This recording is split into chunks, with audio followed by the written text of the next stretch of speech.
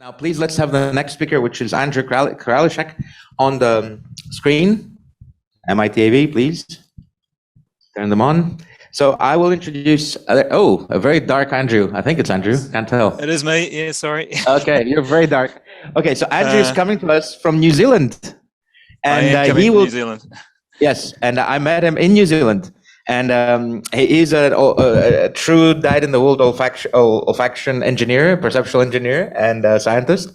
And he deals with also bees. This is the second person today to talk about, or a little bit of a bee logo I think you'll have. And he'll tell you about his efforts with insect and other types of olfactory detection and all the trials and tribulations of that, I believe, right? Okay, take it away, Andrew. Great, I'll just share my screen. Here we go. I think that's the one. Can you see that? Yep. Yep, it's all good. You can go. Sentient bio, almost like sentient, but not the same. It's almost like we're running out of we're running out of puns to make with the new businesses that come around scent. We are. Okay, thanks very much, Andreas. It's a real pleasure to be part of this conference again. The title of my talk is The Obstacle is the Way, and it's really about sharing the last year, what's happened to Sentient Bio over the last year. So kicking into it, we're all here, we all know the importance of volatile organic chemicals. They're produced by all living things, and they're a chemical language, I like to say, waiting to be interpreted. And the goal of Sentient Bio is really to democratize VOC sensing beyond the research lab. We want to get it out of the lab, and we want to put it into the hands of everyday people. Very much like you've got a camera in your phone now, you've got the sense of vision at your fingertips. We want to put the sense of smell at your fingertips. So what's the best way to do that? Well, we believe insects are the best way, because nature has designed the ultimate volatile detection tool, and it's the very receptors that insects use to smell. And that's what Sentient is harnessing. So essentially what we're doing is we're using purified insect odorant receptors to replicate insect olfaction artificially on electronic chips. And I just want to highlight one unique feature of insect odorant receptors is that they're ion channels. Now, mammalian odorant receptors, human receptors, are G protein coupled receptors. So what we're doing is we're creating odorant receptor array chips. For example, a fly uses 45 receptors to detect thousands of chemicals. So that's what we're currently doing, is putting 45 receptors onto chips. Put a sample on top of it, look at the combinatorial response pattern that comes off, what we call a VOC print, and then compare that with a library of VOC prints to find a match, to be able to make then a diagnosis. And really, the key to this whole process is the biosensor platform. Sentient is all over insect receptor production and manipulation and coupling to sensors, and we're all over the data interpretation. But the biosensing platform itself, we're agnostic to that. We're looking for the best biosensor platform that we can then commercially scale as a product. And so a year ago, when I talked at the first conference, I was talking about our journey with graphene field effect transistor sensing. Now, graphene is this wonder material, ultra sensitive. And so we spent 2021 trying to get our receptors to work on a tech partner's platform to see if we could turn it into a product. And we threw everything at it, the kitchen sink and everything. But unfortunately, it didn't deliver. And in January this year, we had to move away from that because it wasn't delivering. And this is why the talk's called The Obstacle is the Way, because the obstacle at the moment for biosensing in the world is the platforms available to do that. And so we then embarked on an 8-year mission to find out what is actually going on out there in the real world in terms of biosensor platforms that are commercially scalable. I had a member of my team, I parachuted him into the States, into France, into the UK. In the end, we talked to more than 20 different companies at the cutting edge of biosensing.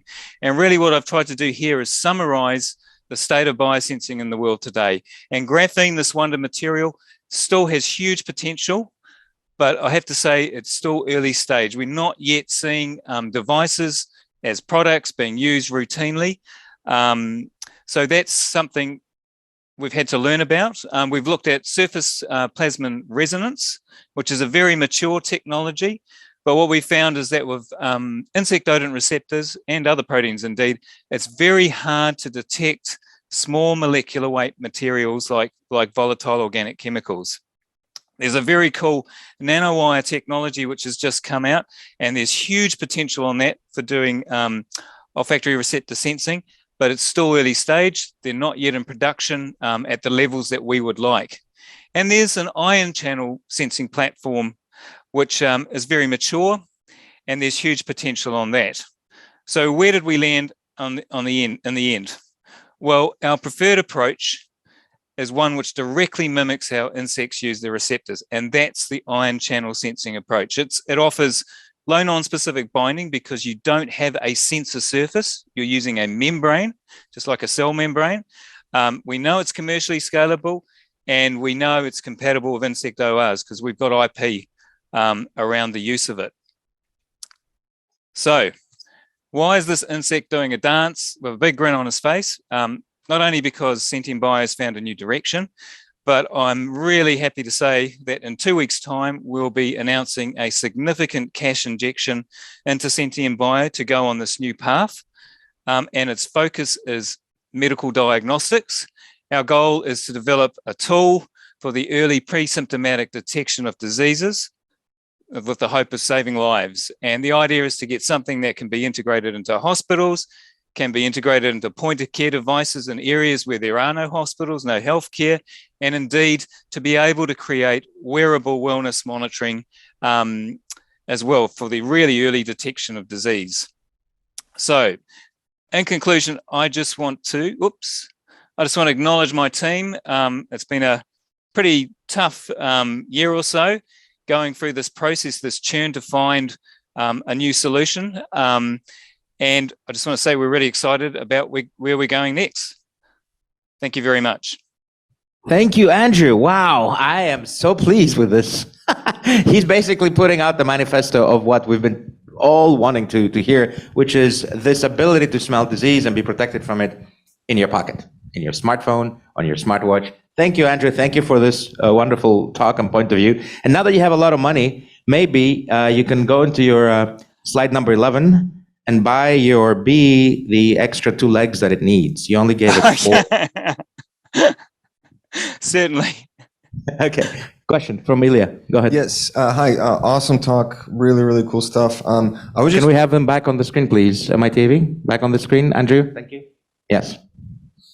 I was just wondering if this ion channel sensing platform that you're talking about, is this something that you think is only applicable to the insect ORs? So like the insect ORs that are functioning as ion channels, or do you think this could also be applied to GPCRs? I think it's directly applicable to insect odorant receptors because they are ion channels.